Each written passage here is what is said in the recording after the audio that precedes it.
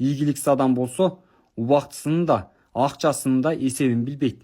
Ийгиликтүү адам башкаларга жакшы мамиле кылууну билет. Айрыкча өзүнө окшош адамдар менен достук мамилесин чыңдоого аракет кылат. Ийгиликсиз адам пайда алып келүүчү адамдар менен гана мамиле түзөт. Ийгиликтүү адам ак ниет жана чыдамкай.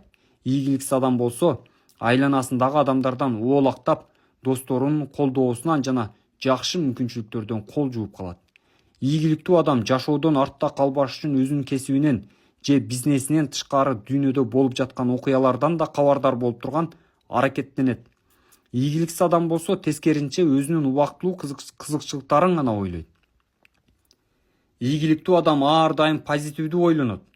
Ийгиликсиз толугу менен анын кылган иштерин сапатынан жана көлөмүнөн көз каранды экенин анык билет.